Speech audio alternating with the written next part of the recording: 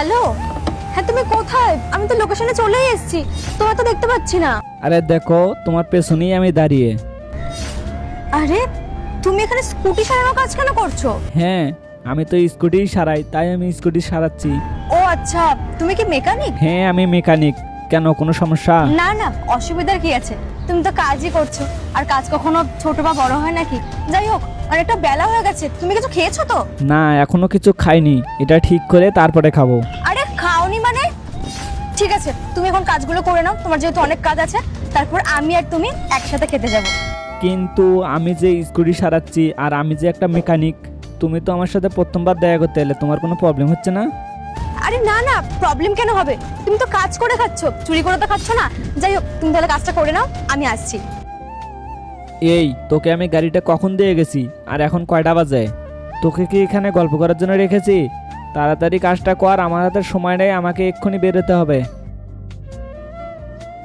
High, my name is বিকি। শ্রুতি। আপনি এখানে কোন সমস্যা হয়েছে আপনার? না না, কোনো অসুবিধা না, আমি এসেছিলাম আমার বয়ফ্রেন্ডের সাথে দেখা করতে।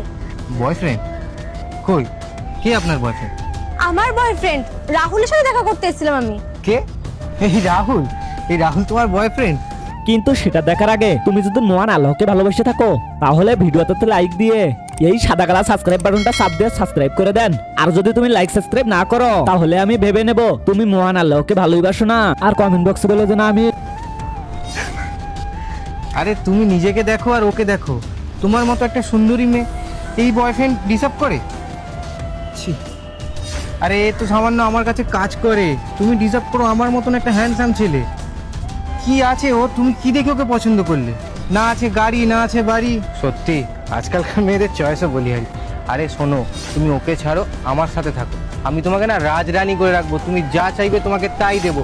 হিরের নেকলেস, গাড়ি বাড়ি বাংলো, কি চাই তুমি শুধু আমাকে বলবে, তুমি বলার আগেই না আমি তুড়ি মেরে এনে দেবো। আরে ফালতু এখানে সময় নষ্ট না করে না, সামনে ওইখানে দেখতে পাচ্ছ একটা ক্যাফে আছে, আমরা দুজনে বরঞ্চ ওই ক্যাফেতে গিয়ে বসি, ওখানে এসির হাওয়ায় আমরা কথা বলবো, চলো। এক মিনিট, আপনাকে সাহস কে দিয়েছে আমার গায়ে টাচ করার? নেক্সট পার্ট চাইলে কমেন্ট করো।